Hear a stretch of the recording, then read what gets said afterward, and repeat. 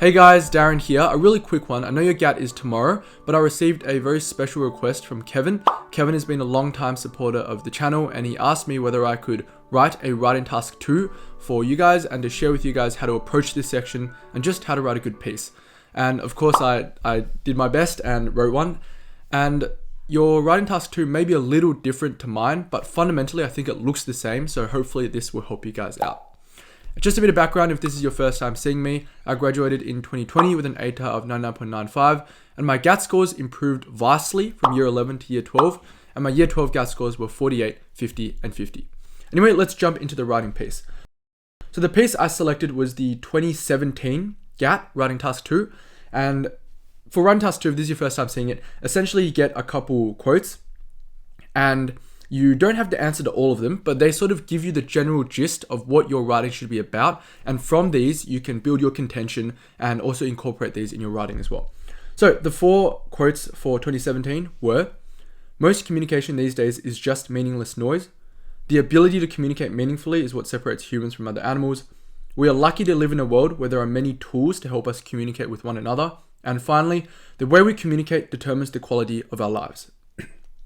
So, these are the quotes again. When I received this task, as I mentioned in my previous video, reading time, most of it should be spent on writing because you need to think a lot about your writing topics.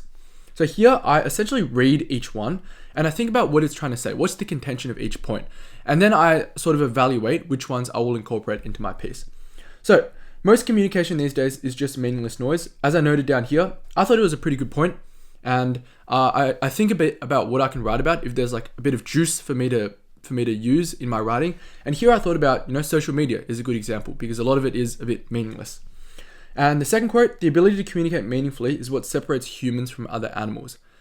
I thought for this one that, yes, I agree that communicating meaningfully is a big part of humans, but you kind of got to compare to animals here. And I don't really know about animal communication, like to what extent do they communicate or whatever. So I didn't think I didn't really think about incorporating this one.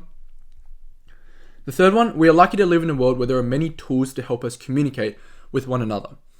I thought this was a very good counterpoint, as I mentioned, with the first quote. So I think they tie in really nicely and it acts as a counterpoint.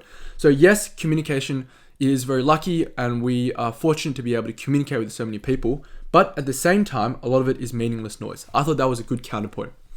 And with number 4, the way we communicate determines the quality of our lives. Once again, this ties in quite neatly with number 1 and 3. They're all kind of on the same theme about, is communication bad? Is it good? So ultimately, my decision was 1, 3, and 4 to really drive my essay, and 2, maybe a brief mention, as I said here, but doesn't really have much importance. Next, I think about what my arguments will be and what can my contention be. So the first 2 arguments that I came up with were pretty obvious. Like 1, a lot of communication is useless, and 2, a lot of communication is useful. Because those are literally what the quotes were, and those were the quickest and most obvious ideas that came into my head. But on second thought, I thought that swapping them around would be better, because I think setting it up as communication useful, then challenging that, is a more logical structure, because generally we think that communication is useful, and so that would be a good starting point. And so then I switched it around. So we have a lot of ways of communicating, and it is nice. Communication is useful. Then I challenge it, but it has drawbacks as well. And then of course I need a final point. And usually my final point is like a bit of a contention and just sort of broadens the topic a bit. Doesn't just go into the good and bad, but goes beyond that. And for this one, I had to think about my contention and I reread the quotes that they gave us. And I do recommend you do this, reread the quotes over and over again, because they may give you ideas and they're also like what you're meant to write your piece on.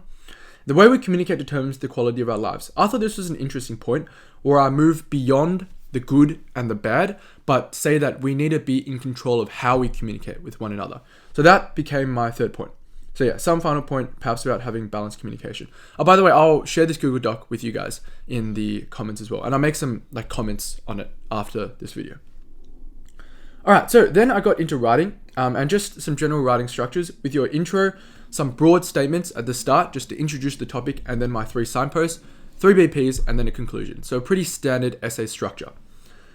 All right, and let's have a read of my piece then. So hundreds of years ago, the extent of a person's communication used to lie solely within the village or town they resided in, a glancing hello to the neighbor, an occasional meeting on the weekly trek into the town centre. The vast communication of today, social media, texting, even just the news, would be incomprehensible to someone from those olden days. And this ability to communicate with anyone at any time has indeed brought a wealth of benefits to us. However, as we acclimatize to these new forms of communication, I probably shouldn't read it because you guys can read it yourselves and you'll have this text in front of you. Structure of the intro, as I mentioned, the broad statements, see if you can identify where they are. So my broad statements were from hundreds of years ago to here.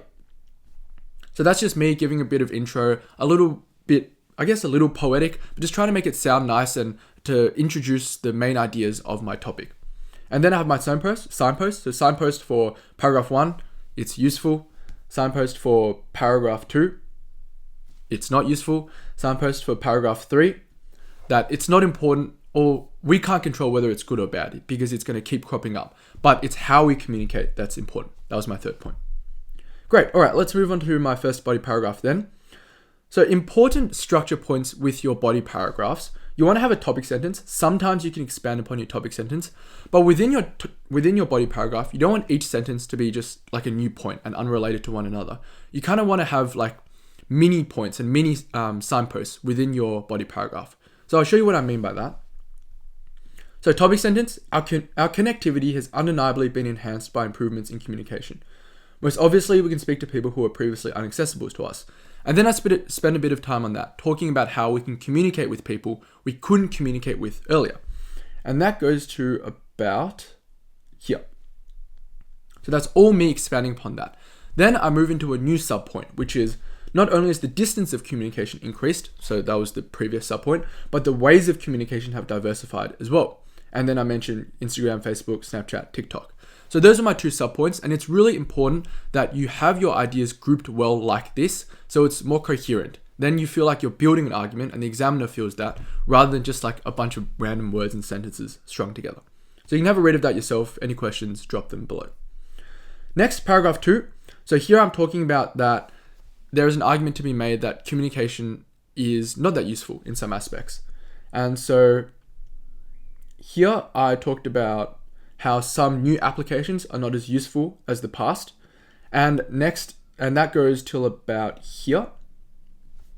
And then my next little sub point is about addiction and how we can over communicate with one another, and how sometimes the bad forms of communication dominate our good forms of communication.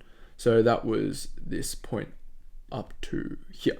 So all about addiction. As you can see, I talk about addiction, about communication dominating our lives, are about online communication being chosen over in-person communication because we just have so many ways of communicating with other people. Once again, really clear structure, and within each sort of subpoint, I give examples. So, streaks on Snapchat, be real, and one glance at a restaurant or a tram stop, so sort of anecdotes. These examples really help ground your arguments rather than you just fluffing about your ideals. So make sure to put some examples in. And next we move on to my third body paragraph, and this, remember, was the overarching point that in a world where communication is growing and the goods and bads are both increasing, we need to be very conscious of how we communicate. So as communication improves, we need to focus on how we communicate rather than simply the benefits and drawbacks. This was me expanding upon my topic sentence. I didn't do that for every body paragraph, but it's a good idea sometimes when your topic is a bit more complicated. Like my third BP is a little more complicated than my earlier two, so I expand upon it a bit. Then as individuals, it's important to evaluate the ways in which, so I just talk about evaluating what types of communication we value. So in-person, online, messaging, calling. And then in the second subpoint, I talk about sort of maintaining time and restrictions like time. So not overdoing how often we communicate with a person. So once again, two very clear subpoints. One is about which forms of communication, and the other is about how long we spend on communication. And just a quick point, I do mention the quotes in here. I think I'll highlight them in the Google Doc, but I do mention quality of life a fair bit, quality of our lives, and I do mention meaningless somewhere as well. Oh, here, meaningless premise. So it's good to mention some of those keywords just to really highlight to the examiner that you're on topic. But once again, for this section, at least for my exam, you didn't have to mention every prompt, and it's probably not a good idea too, because then your writing's a bit all over the place.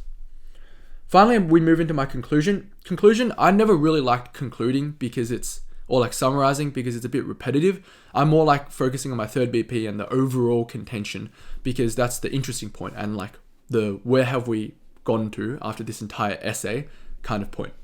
So to conclude, communication is a beautiful thing, helps us create new connections, etc., etc. Many methods and so many people we communicate with, it would be untrue to confidently say that communication improves our lives. Rather, it is our choices and how we communicate, the people, the methods, the time we spend that truly decide whether communication is an asset or a detriment to our lives. One thing to note, with things like quotes in inlaying, in any type of writing you ever do, in the GAT as well, don't use them as like your end game. Like don't use them to introduce your points. Don't use them as the final sentence or the first sentence in your essays. My teacher really encouraged me to come up with better sentences than those and more original ones because a lot of people are going to be using those sentences as their last sentence because they're like, that's like the standard. Of course, if you're not like a really strong English writer, I think it's fine. Like it's a decent way to go. But if you are trying to achieve high marks, don't just regurgitate what the exam paper is giving you as as the highlights of your writing because it's not going to be a very impressive highlight. All right, so there you have it, the GAT piece. Once again, you guys will have it to read. Leave any questions you have below. And hopefully this helped you out. And I wrote it recently, so I still remember like what I was thinking as I wrote it. So hopefully that helped you guys and gave you guys some insight into how to really ace this section of the GAT. Good luck for the GAT tomorrow, and I look forward to seeing you all next time.